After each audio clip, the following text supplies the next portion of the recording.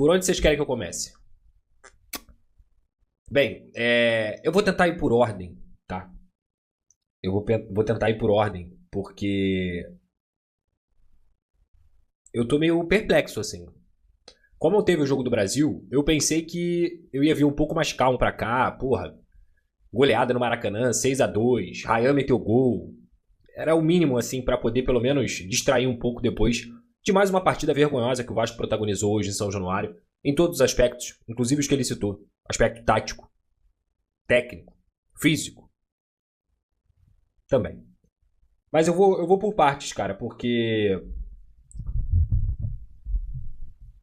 é difícil ficar calmo. Eu, como tava assistindo o jogo, eu não vi a coletiva. Eu gosto de ver a coletiva aqui com vocês, pra gente poder ter, de fato, uma reação genuína, seja positiva ou seja negativa. Vamos lá.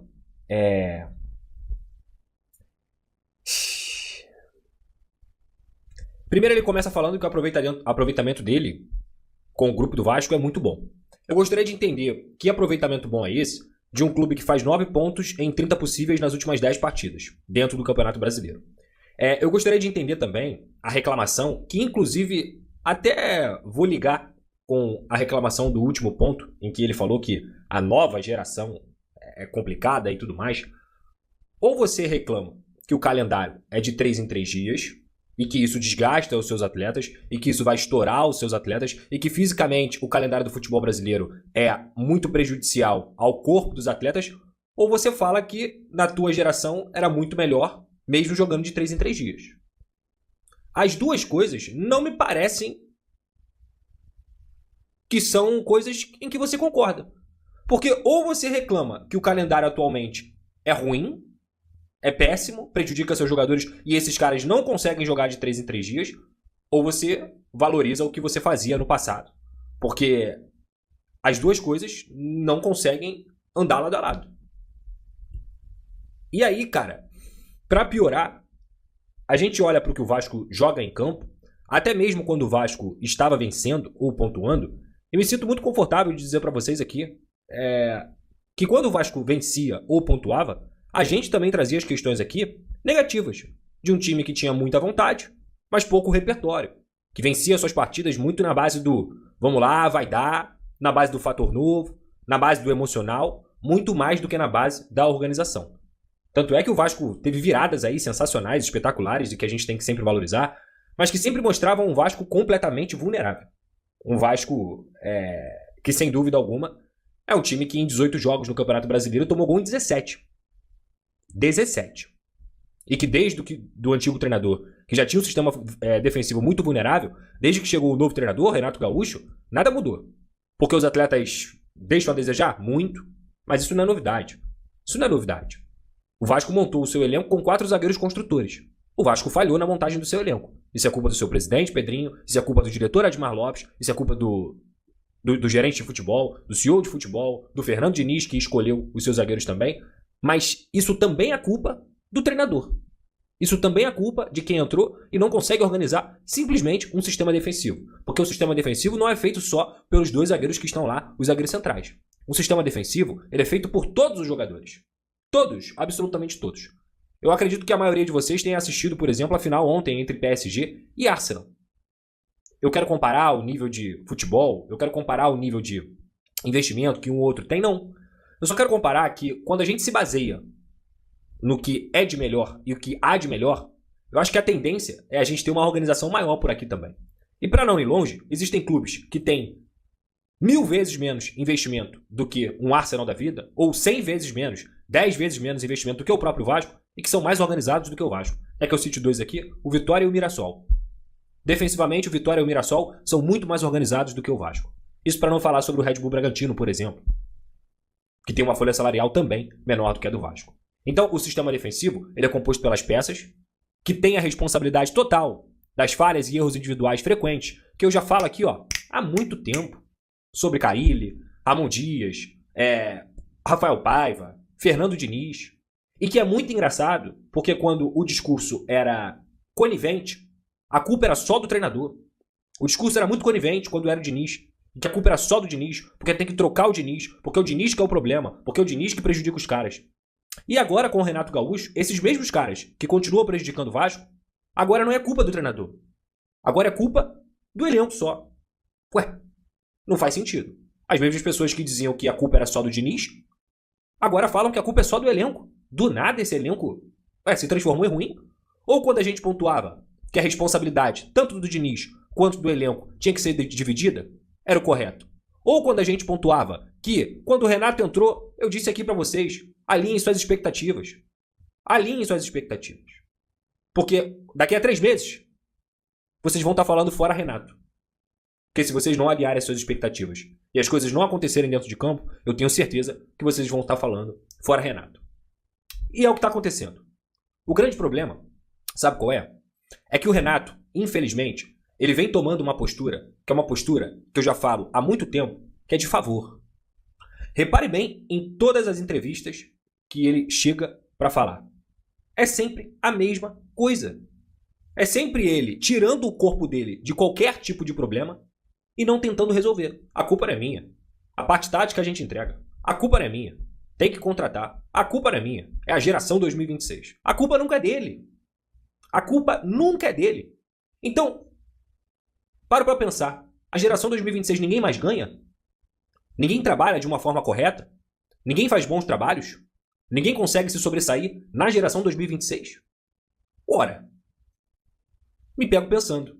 Porque nos últimos anos, o Flamengo e o Palmeiras até dominam as competições no sentido de estar sempre chegando, mas nos próprios últimos anos, o Fluminense foi campeão da Libertadores, o Botafogo foi campeão da Libertadores, o São Paulo foi campeão da Copa do Brasil, o Corinthians foi campeão da Copa do Brasil, o Mirassol subindo da Série B para a Série A foi para a Libertadores e está classificado na Libertadores com muito menos investimento do que o Vasco, com jogadores inclusive que recebem muito menos do que os jogadores do Vasco. Isso para falar sobre Brasil, tá? Isso para falar sobre Brasil. Então quer dizer que na geração 2026 ninguém tem mais êxito? Ou o futebol evoluiu de uma forma que talvez as pessoas não estejam acompanhando? Ou o futebol precisa de ideias modernas e não só o tesão? Ou o futebol, cada vez mais e a cada ano que passa, é necessário você se aprimorar e estudar, porque senão você fica para trás. E aí quando você fica para trás, sabe qual é a conta que você vai pegar? A conta do saudosismo. Porque na geração 2026, a gente tem jogadores espetaculares lá fora, que saem daqui inclusive, que estão brilhando por lá. Ora, o Ryan não é da geração 2026? Que geração é a do Ryan? Uma joia lapidada dentro do Vasco da Gama, que fez o que fez por aqui, vestiu a camisa do Bournemouth lá fora e tá fazendo gol pela seleção brasileira no Maracanã. O Ryan não é da geração 2026? Quantos e quantos jogadores a gente poderia falar? Quantos e quantos trabalhos de técnicos decentes, bem feitos, como por exemplo o Wagner Mancini está fazendo lá no Red Bull Bragantino, como o Jair Ventura faz no Vitória, como o Rafael Guanais está fazendo lá no Mirassol, como o Arthur Jorge, que pegou o Cruzeiro na zona do rebaixamento. Classificou o Cruzeiro na Libertadores e tirou o Cruzeiro da zona do perigo. O mesmo Arthur Jorge que foi campeão da Libertadores com o Botafogo. E brasileiro também. Então, o problema é a geração 2026? Ou o problema é quem não se atualiza? Ou o problema é quem continua insistindo nas mesmas ideias que talvez tenha dado certo há 10 anos e que agora não funcionam mais? É muito tesão. É muita vontade. Que esse time tem. Eu acho que tem. Tava vendo hoje, inclusive, o comentário do Rafael Oliveira, que fez na Prime Video, lá na transmissão. E o final do comentário do Rafael Oliveira, que pra mim é o melhor comentarista do Brasil, com certa distância dos outros, é um cara que eu sou fã e trabalha comigo lá na Casa TV. O Rafael fala o seguinte: cara, o Vasco tenta. O Vasco, ele tem vontade. Ele vai tentando, ele briga, ele batalha. Mas isso não garante nada. É só isso.